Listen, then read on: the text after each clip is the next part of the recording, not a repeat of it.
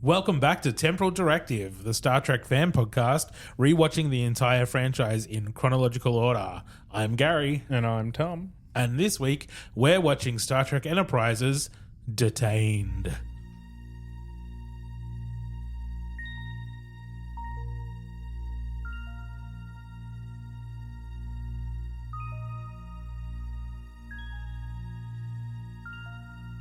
Star Trek, the ultimate franchise.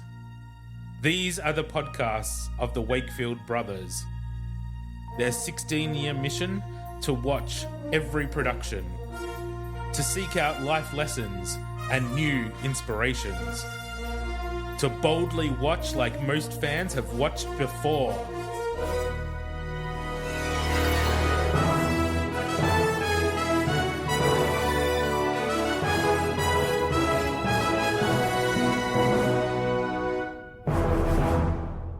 So, Tom, how you been this week? I haven't actually talked to you much this week. No, not since we went busy. to the movies. No, that's right. Oh. I have been bored shitless. Oh, Yeah. I've been really busy with work. Yeah, no doubt. I've Well, just been that's no doing fun. No, it hasn't been fun. Just government stuff. You know, that mandatory things you got to do when you're living on the government. It's very exciting. It's been a while since I was living on the government, but yeah, Yeah. I remember it's probably pretty different from when I was doing it. Yeah, I think it has changed quite a bit because you would have been on it. Well, it was a long time A ago. very long time ago. Yeah. Probably 20 years Yeah. or more So since. you wouldn't have been on it a huge amount of time, though. Would you have had to have done any actual work? Yeah, I did a work for the Dole Project. Yeah, okay. Yeah, not long after I moved back to Tassie. Yeah. When I was like 20 years old. Because I'd been... Actually, I think I did one in Shepparton when I lived over there when I was about 19. Yeah, And then I moved back to Tassie and I still hadn't got a job. Yeah. So they sent me to one down here as well. And then I think I finished that early because I got a job. And then I've been working since. So. Yeah, okay. All right. Well, they don't do it quite the same. Yeah, so you don't have to go and actually do a job, which would be much better, to be honest. They weren't real jobs. No, they were I know. They were like project jobs for these different organizations that were like, well, let's give them something to do. Like, we don't really need this to happen, but like, if we've got the people there, we might as well make them do something. Yeah. It was like, I think one of them was like making a pamphlet of information or something. Oh, It's not very... Let's just fold the pamphlets, you know. put it in a box. No, like we had to put it together, find all the information and put it Oh. together, and then it was just a resource they had in their Wow. foyer. But, you know, Yeah. in the jobs that I do now, like we could do that in an afternoon. But instead it was a team of people on this project. It was like 6 people doing it for 3 months. Yeah, okay. Yeah. So, Yeah. you know. Fair enough. Anyway, that was a long time ago. I'm Yeah. sure it's very different now. Yeah, well, now it's just online seminar-y sort of stuff, you know. Sit and listen to people waffle about things you don't care about and say that you've attended a class. This week, just gone, apart from work, the university course that I was doing published its results finally. Yeah. So I'm very excited that my last unit, I passed. Nice. Didn't think I was going to pass this unit, but I got a fucking credit. Crazy, which means I passed overall, which means I've done the certificate. Done. Excellent. That's Woo! great. Yeah, that's awesome. So I'm so glad that's over. Yeah, I reckon. But like our sister, Emily, obviously I don't have to tell you the name, but Yeah. but Emily does the same sort of thing. So she gets worried and she's like, I'm not going to pass that, you know, and then she gets a credit. Yeah. Yeah, so you're just like her in that sense. I think we're pretty similar in a lot of ways. Yeah, actually. you are. All right. Anyway, let's get into this week's episode. It's called Detained, story by Rick Berman and Brannon Braga, teleplay by Mike Sussman and Phyllis Strong, directed by David Livingston. This is his 3rd Enterprise episode, and the original air date was April 24th, 2002. The IMDb synopsis reads... Archer and Mayweather are captured by the Tandarans and placed in a Suliban internment camp. That's it. Captured by... The Tandarans? I don't know if I'm pronouncing that right. Yeah, okay. Because it's been a while since I've watch Enterprise. Okay. And then the Sulibans have them after that. Yeah, they get placed into a Suliban internment camp. Yeah. So on the guest star list this week, though, is Dean Stockwell, who you probably don't know his name, but he's the co-star in Quantum Leap with Scott Bakula. Ah, okay. Yeah, so this is them reunited on Enterprise, which is cool. Yeah, that's cool. Yeah, so I do remember enjoying those scenes with them together in this episode, but I don't remember how this episode ends or anything. I remember sort of the camp and that it sort of destigmatizes the Suliban a little bit, I think. Yeah. Instead of them just being a villain, there's the people. Yeah. Oh, that's good. Yeah. Oh, that's good. And I'm sure there's a lot of good banter between those two because they worked quite well together on Quantum Leap. Yeah. Yeah. Cool. All right, let's go watch it. Actually, that would have been a good time for him to just swap out Scott Bakula for a better actor, though. Wow. It was all just part of Quantum Leap. He was just there for an interim. Wow. That is harsh. Poor Scott Bakula. All right, let's go watch it. And we're back from watching Star Trek Enterprise's Detained. Tom, first thoughts? It was actually pretty good. Really good, actually. Yeah, I like this one. Yeah, it was great. The acting was great. The story was great. Everything about it was actually really good. I enjoyed it a lot. Yeah, it was cool seeing Dean Stockwell in that role. I thought his performance was really good. Yeah, very much. Cool. All right, let's get into it. We open on Travis waking up in an empty, dirty room. Archer's still asleep next to him on like blankets on the floor. We can see windows in the back and there's bars on them. But Travis is looking around. He clearly doesn't know where the fuck they are. So he peeks out the door and he sees some Suliban walking. And then we cut to credits, which we skip. Yeah, as usual. Every time. Yes. Thank fuck. Travis has left the room and he's walking down a corridor and he finds a bunch of Suliban just in little groups chatting or moving crates around, like just living their lives, just mulling around. Yep. And then it cuts to Archer waking up with Travis there, and Archer is asking how many of them, and Travis says there's about 30 or so, and it's a big building. They talk about the fact that their shuttle was attacked, but they didn't get a good look at who had attacked them. So at this point, I think they're thinking that they were attacked by the Suliban. Yeah. Because the energy readings they were picking up, they didn't know what it was on the other side of the moon. But now thinking about it, could have been one of those Suliban helixes we've seen before. Yeah. Is what they say. Yeah, that's what Archer says. Yep. So Archer boosts Travis up to look out the windows, and we don't see this, but he says that he can see a big wall, and there's maybe a guard tower, but he doesn't see any people or anything outside, but there's just this big wall surrounding the building. Yep. They leave the room, and they start to walk out towards where Travis went before, where all the people were. And this Suliban person comes out and says, "Oh, you're the new arrivals." Mm-hmm. And Archer says, "Why are we here?" And he says, "Why are any of us here?" Yeah. Just as an alarm starts to blare. Yeah. I guess that's what Archer's asking at that point, though, right? Like, why are we here? Why are there any of us here? We'll answer the damn question. All of the Suliban leave their rooms, or they stand up and pay attention because the alarm has gone off, and two guards come in, and everyone is looking very anxious and still. Yeah.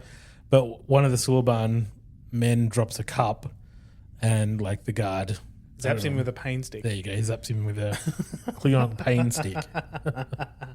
It's just blue instead of red. That's all. Yep, a repainted paint stick. But the guards go over to Travis and Archer, and they say, "Follow me," and they do. Yeah. Yeah. And then we cut to Dean Stockwell. Yay! And he's in his office. He's Colonel Gratt. And yes, he's in his office, and Archer and Travis are brought in by the guards. And he says that he's examined the shuttle database, that they were flying in their military zone, and that their people had shot them down, basically. Luckily, they didn't vaporize them. Yeah. But Archer says we picked up some energy readings, but we didn't know what they were. We were just curious. And he says you might think about putting up a no trespassing sign. Probably a good idea. And yeah, Colonel Grat says, I'll pass that suggestion along. Archer asks where they were. They've been brought several light years away from where they were shot down. And Grat explains that they've been fighting the Suliban cabal for some time. And they had to make sure that Archer and Travis weren't Suliban cabal agents. Yeah, because they can look like anyone. Yeah, they can change what they look like because of the genetic enhancements. Yeah. He says they have tested their DNA so they know that they're not Suliban. And they've examined all the database anyway. So yeah, they know it's a big accident. Yeah, they know it's an accident. That they were just checking up. Oh, that's good. Yep. Pretty happy with that idea. But they have to stick to the rules. So they have to appear in front of a magistrate at a hearing, and it'll take 3 days for the transport to come and get them to take them to Tandara Prime for that hearing. And in the meantime, you're going to have to stay in the Suliban camp, and that he will call Enterprise and let them know what's going on because he can't permit Archer to call them. Yeah. He's all very pleasant, friendly about it. Yep, very this kind of sucks. Yeah. I Wish I could do more, but can't do it. But but he's still very.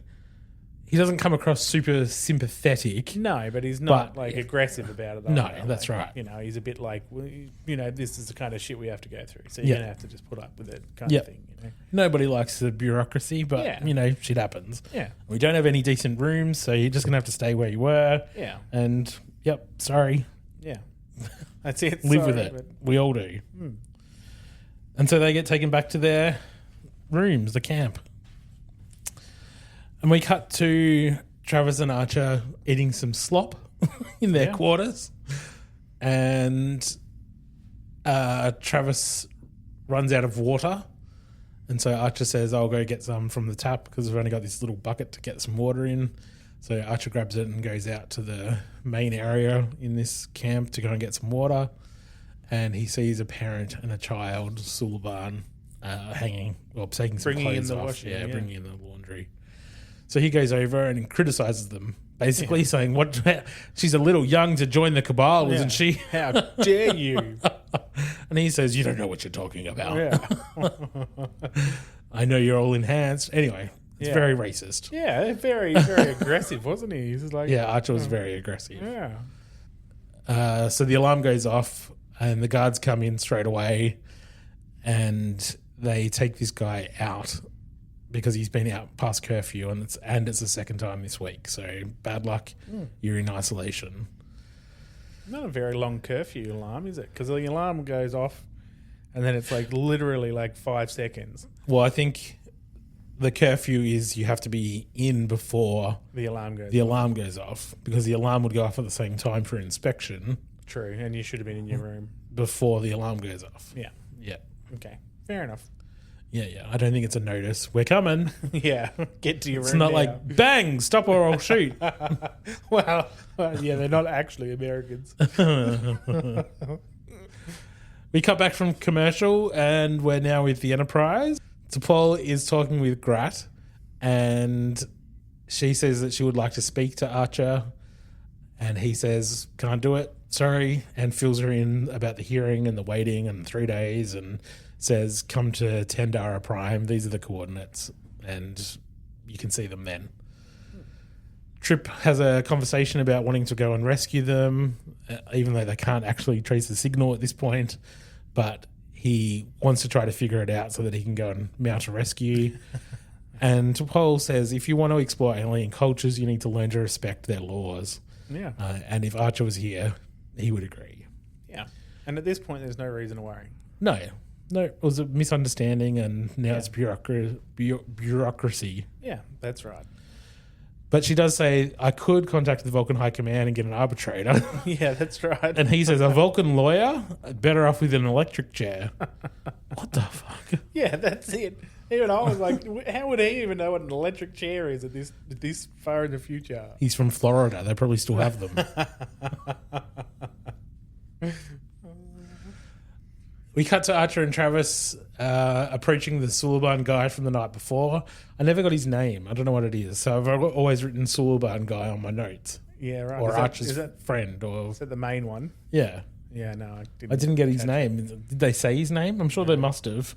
Yeah, I'm pretty sure they would have, but I can't. I missed it. And I didn't go back for it. Anyway. Archer introduces himself and wants to learn what's going on in the camp and with the Suliban, etc., etc. He says to Archer, maybe you should go and talk to Grat, like get your information there. He says he hasn't been very forthcoming, so I want to get the information from you, basically. Yeah, pretty sure he's not telling me the whole truth. Exactly. So we cut to the Suliban family's room, I guess. Yeah. And they've had a meal with Archer and Travis, and he fills them in about them being here just because they're Suliban, not because they're part of the Cabal or anything. They're just Sulibans. And all that the Tandarans really care about is what they look like. Yeah. And they talk about a nursery rhyme that was used to bully him and his daughter when she was at school. And Archer refers to the camp as an internment camp. And that's very much what's going on here. Yeah, pretty much exactly the right phrase. So he says that all of the Suliban were rounded up and relocated, and we were told that it was for our own safety, and that once the Cabal had been eradicated, that we could all go home. That they all used to be citizens in Tandara colonies, and that he was even friends with the guard that put him in isolation last night. He was friends with his brother growing up. Yeah. And that the Suliban homeworld has been uninhabitable for 300 years, and that most Suliban either live, move around. They're nomads. Nomads, that's the word I was trying to think of. Thank you. They're either nomads or they have assimilated into other cultures and set up families somewhere. Another Suliban man comes in, Sajin. I did get his name. Yeah. Sajin comes in and asks, what are they doing here? And he's got a letter, and they talk about some movements and family separation. Yeah. Traditional internment camp stuff. Yeah, that's right. Yeah. But while they're talking, the alarm goes off. It's midday inspection time. Yay! We cut to the main area. Everyone's standing to attention again, waiting for the guards who are doing their inspection. And one of the guards comes over to Captain Archer and says that Colonel Grat wants to see you. And both of Archer and Travis start to walk off. Yeah. And he says, no, just him, referring to Archer. Yeah. Then we cut to Grat's office. Archer is basically saying that he was just so damn curious. He didn't know what else to do. Yeah. Why are you talking? Because Grat wants to know why he's talking to the Suliban. Yeah, because he's like, I heard there was a bit of a interaction with you and one of the Sulibans, and you were out past curfew. That's not right. Yep. Yeah, that's right. But Archer says, I'm just too curious. I just, wanted to know what was going on. And Grat re says, keep to yourself. Just keep to yourself. Let's get this over with. Yeah. And Archer says, well, I'll try. And then Grat's attitude kind of changes a little bit, and he says, have you ever been to Oklahoma? Yeah. And Archer just sort of shuts down at this point. And he says that our intelligence agency have some questions. He goes, our intelligence office have discovered some information, and I have some questions for you regarding the Suliban that have crashed in Oklahoma chasing a Klingon.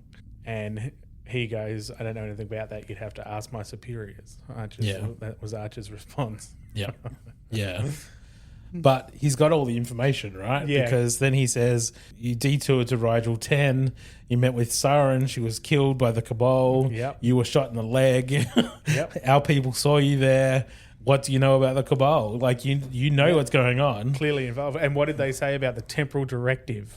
Because he said that too. Temporal Cold War, sorry. He goes, that's what he said. Yeah, what do you know about the Temporal Cold War? Yeah. And Archer just doesn't say anything. He doesn't give him a thing. No, he shuts completely off. Exactly. But he does say that the Suliban here don't deserve this kind of treatment. Mm-hmm. He's sticking up for the Suliban people. And Grat is defending the Tandarans and what they've done and keeping them in these camps.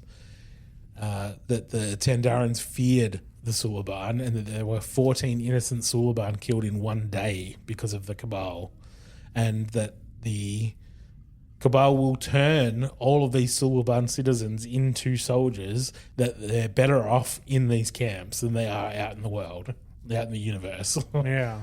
Then he talks to Archer about Silic, the other Suliban that's been on Enterprise before. Yeah. What did he want? Why was he coming there? Answer me. Tell me.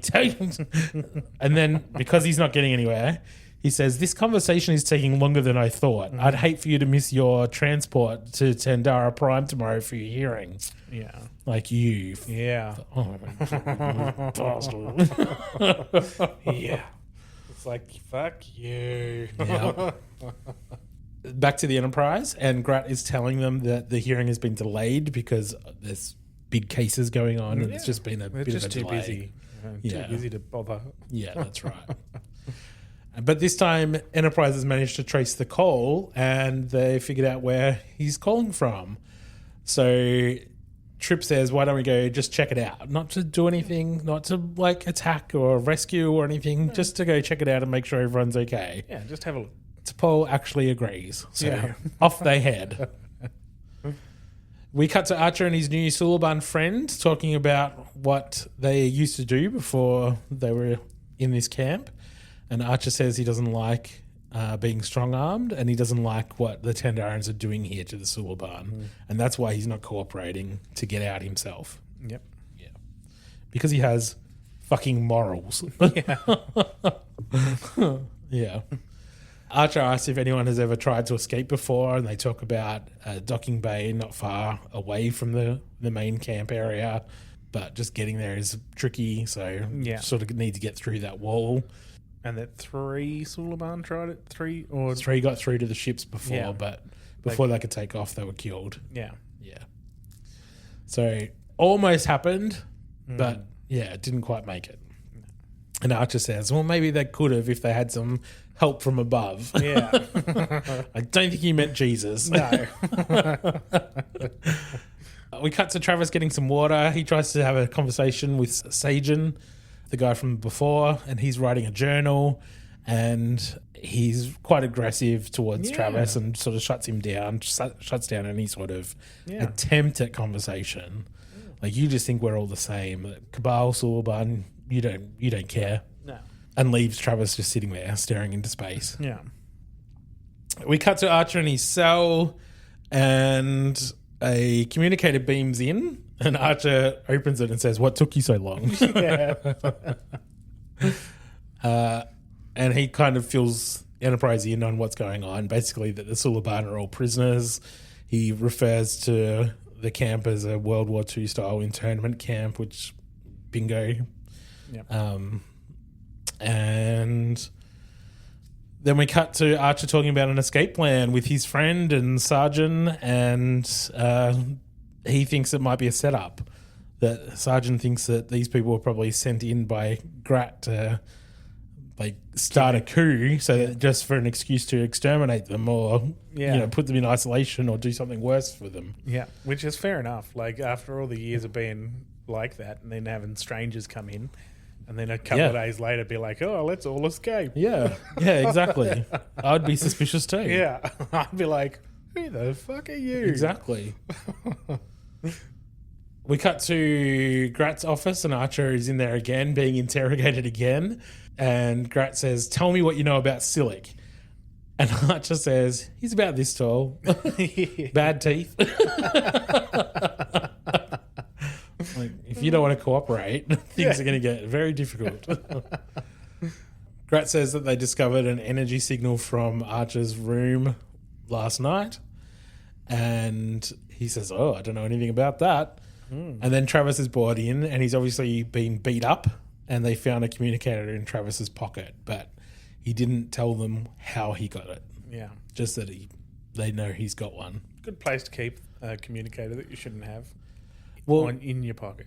I assume maybe when they do the inspections, they would search the rooms, but they didn't really do that. So, I don't know. No. Don't know. It doesn't make much sense, does it? Put it somewhere else. Yeah. Anyway, Archer gets sent to isolation, and we cut to the Enterprise. And T'Pol and Trip are studying like a map of the camp, and they're planning their rescue. And they call to Dr. Phlox to see if he's ready. And he says he's almost ready. He's not quite happy with the nose, but we don't see what he's talking about. Yep. And then they get a phone call from Grat from the communicator. So they think it's Archer. So when it connects, T'Pol says, "Hello, Captain." Yeah. And he says, "You're a little off course." This is a Tandaran Prime. Yeah. But he tells them to back off, that we're going to send some ships after you, back off. Just stay away. We cut to Travis again back in the main area, and he's all bruised and bloody. And Sergeant asks what happened. Yeah, what happened to you? And he said, "Why do you care?" Yeah, why do you care? Yeah. You were just going off at me before. You don't give a fuck about us. Yeah, that's right. And why don't you listen to us? Like, why? Yeah. And he says that when they first got there, he had his own prejudices towards Suliban, but he managed to get over it after talking. Why can't you? Yeah. But that made him think anyway. Yeah. Sergeant had the look on his face like, maybe I have been a bit too judgy. We cut to Enterprise. Grat is now on the view screen, and T'Pol is trying to distract him and sends down some databases, like the historical database, the Vulcan database, all the history of every communication they've had with alien species. Yeah. And she's just asking him questions about coming for dinner. Yeah. Are you a vegetarian? Do you eat meat? Just distracting him and blocking the signals. She's jamming the signals. Yeah, which is excellent. It was a great moment, wasn't it? Yeah, and she was very emotive in that moment too. Like she was very like friendly and happy and about I want you to come to dinner and we'll have some talks and we'll be good and do you want to eat some meat? She was kind of emotive. Yeah, she was. She was very it was good, happy. Yeah. And then as soon as the phone call ended, picking up from you, Jesus, fuck. As soon as the communication ended, she went straight back to being Vulcan back to herself, again. Yeah. We cut to Travis eating some more slop, and there's a knock on the door, and he goes over to open it, and a Suliban comes in, and it's actually Malcolm Reed in Suliban makeup. Yeah. Yeah, so he's been beamed down. He's got a bag full of phasers and explosives. And they make a plan to he's going to go look for the captain, and the others are going to set up some charges on the walls. And then the alarm goes off because the guards are going to do their inspection, but they're 15 or 20 minutes early. Yeah. So they quickly call the Enterprise and say, "You might need to hurry up. Things are escalating quicker than we expected." We see Enterprise approaching the planet, and there's 2 Tandaran ships behind them, and they shoot at Enterprise. We're on the bridge, and they say, "Fire torpedoes back." We don't see that happen, but they do it, and they hit, and so the Tandaran ships veer off. Yeah, because they apparently take some pretty heavy damage. Apparently, from one little torpedo. Yeah, they didn't take much at all. No. And then Enterprise launches a shuttle pod with Trip piloting. We cut back to the planet. Travis and Malcolm get a call on their communicator that they're about 2 minutes away. Trip's about 2 minutes away in the shuttle. Then they're standing in front of the guards. They get pulled out of their room, and they're standing in front of the guards. And Travis wants to just delay them a little bit. Yeah. So asks for better food and starts talking about food in general. Yeah, starts babbling. This is what they make you eat. Stuff like that. But he does it as long as he can, but it's not quite long enough, but close enough. The guards start to walk out, and they notice the charges on the wall, and they walk towards them just as Reed gets everyone out and then triggers the explosion, and the wall explodes, and presumably those 3 get unconscious or die. Yeah. One or the other. Then we see the shuttle coming down and shooting out some of the weapons in the guard tower. Shooting. Yeah. Yeah. All distraction. Yep. Malcolm finds Captain Archer, who recognises him pretty quickly. Pretty much straight away, right? Pulls him into the room, smacks him up against the wall, and then goes, Malcolm? Yeah, that's it. And then they go to leave. Malcolm's in front, and he gets knocked out by Grat, who is real angry, and he like throws Archer against the wall, and he's like, "You haven't freed these people; you've condemned them." Yeah. Grat says that the Suliban lost their rights when the Cabal started attacking them, and really ridiculous. Anyway, there's a fight.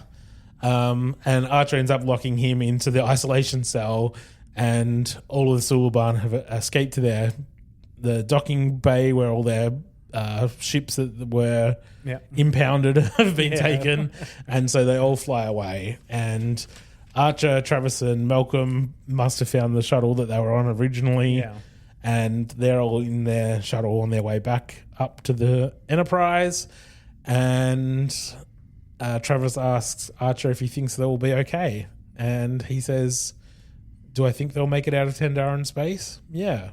Do I think they're going to be okay in the long run? And then the episode ends. Yeah. Yeah. And that's it. That's it. And that's where I said to you, why didn't he send them to Earth? Yeah. Because it makes sense to me that you'd say to the Suliban to head to Earth. Head to Earth. Head that way, because Earth will take care of you. Like, they'll look after you. They'll put you in places that'll give you stuff to do and take care of you and so forth. So yeah, they could have called Starfleet and said, we're sending you 89 Suliban refugees. Exactly. Look after them. Yeah. Yep. But yeah, they didn't do that. They just let them fend for themselves. Yeah. Anyway, that was a possible solution, but overall, I thought this episode was really good. Yeah, it was. It was very good. Very good. There was enough going on to keep you engaged in the story. The acting was actually good. Everything about it was good, actually. It felt very Star Trek-like too. Like, it was a good story base, like a meaningful story as well. Yeah, I really like when they do episodes that reflect something from either our history or our current climate. Yeah. Like the Bell Riots one that we talked about with Deep Space Nine definitely a little while ago. It just keeps some of our history alive, because there's so much of our history that I think sometimes, what I'm trying to say, I guess, is that I've met people that don't know what World War II was about, right? That don't know some of the stuff that happened that they should probably know about. Yeah. But they could watch this and still get the message of racism and vilification and prejudice and all those things that Star Trek talks about and reflects in a positive way of eradication. Yeah. You could still get all those messages from an episode like this that you can get from history that you might not listen to in history. Yeah. Yeah, I understand. It's a little. That was a really long-winded, awkward, shitty way of explaining it. That's fine. That's how you would say it, basically. Yeah, it is, because it's a more entertaining way of telling the history that we have of humans that we don't often listen to in a history class. Because why would we? Sometimes you just eyes glaze and you're falling asleep because some professor's going, and in the 20th century, and you're like, whatever.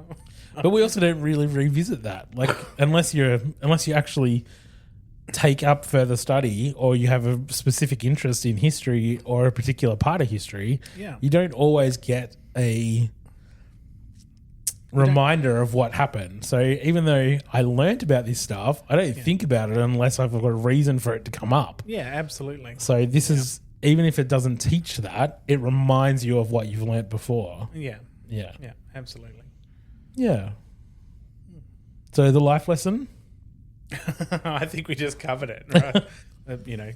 Racism and hate and all that kind of prejudice stuff. And all those things. And those sort of things need to be eradicated. They just need to be gone. Like, there is no need for that.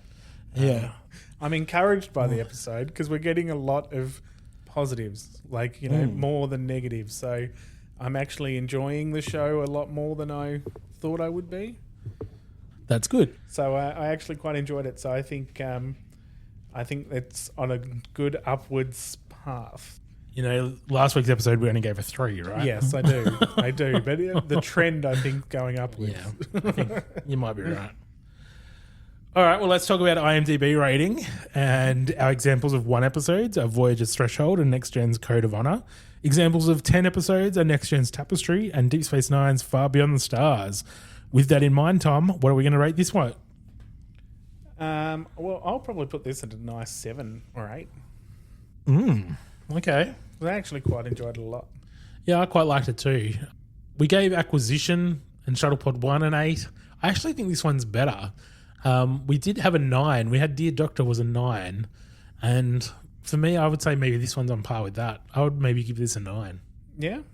Is that too high for you? No. Okay, I'm happy with an 8. Let's do an 8. Yeah, because I don't think it's quite to the standard of the Doctor one. Dear Doctor was pretty good. It was pretty good, yeah. So I'm just under that. All right, let's go an 8. We'll stick with an 8. That sounds good. All right, that's it for this week then. You can find us on Facebook at Temporal Directive Podcast or on Instagram, just Temporal Directive, or you can email us at wakefield_productions@outlook.com. We'd love to hear your thoughts on this episode or anything Trek related. We just love talking about Star Trek, so please join us. And we'll be back next week for Vox Solar. Live long and prosper. Peace and long life.